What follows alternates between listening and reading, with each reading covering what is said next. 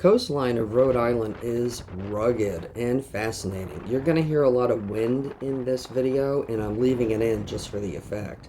But what you can find in just this small section of rocks is sandstone, gray wax, shale, conglomerate, minor beds of meta-anthracite, and fossil plants. Among all of those, you can find sandy beaches, salt hay marshes, and coastal lagoons.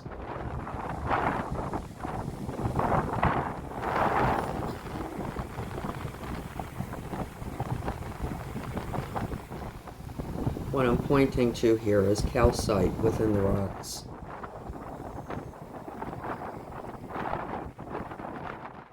When the high tide comes in, up with it comes a lot of crustaceans and small life that lives in the ocean. They get stuck in these little pockets and become fast food for the seagulls.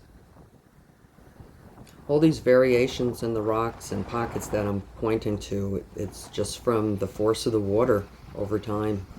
Pretty amazing.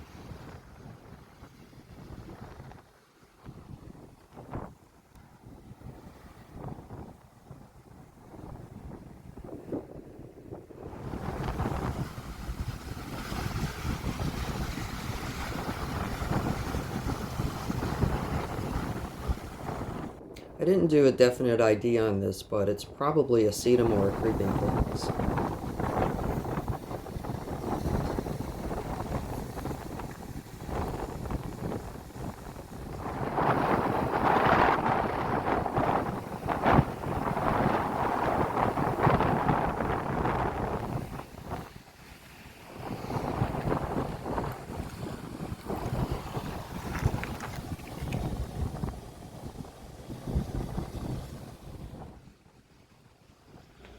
Looking to the left, that's Newport proper. That's where the breakers are. I just did a drive-through up there. It was a really busy summer day.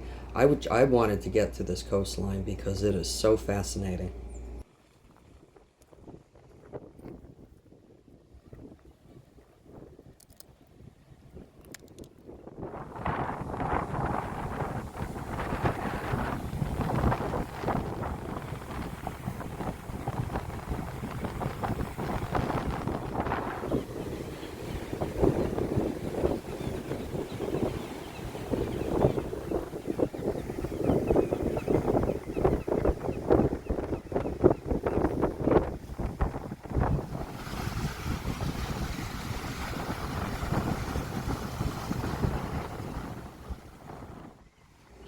Brenton Point is named after Governor William Brenton. He was an early settler who owned the land as a large farm in the 17th century.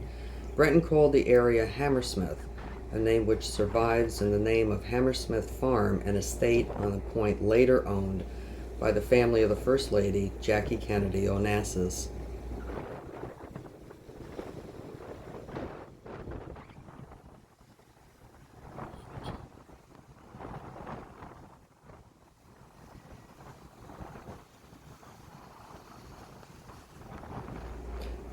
Between 1876 and 1883, a lawyer and businessman named Theodore M. Davis built a mansion known as the Reef, or the Reefs, on the property where he lived until his death in 1915. In 1906, the wooden stables burned down and were replaced by a two-story stone and concrete carriage house, stables, and an apartment for servants. A stone observation tower was also constructed, which contained firefighting, water, and a clock with musical chimes. The carriage house and tower were named the Bells.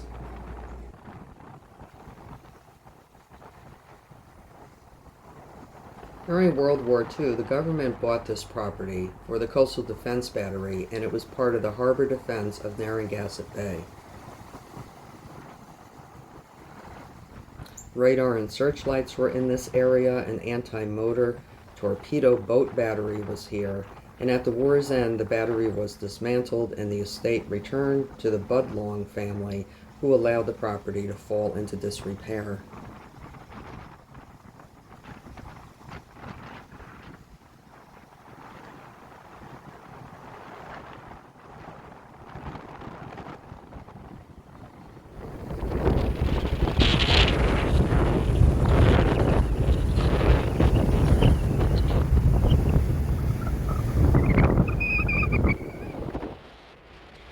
By the 1960s, this area was heavily vandalized. Any of the buildings had been destroyed by fire or torn down. In 1963, it was part of the Green Acres program, and by 1974, it became dedicated as a state park. Go a little farther, but I don't have the right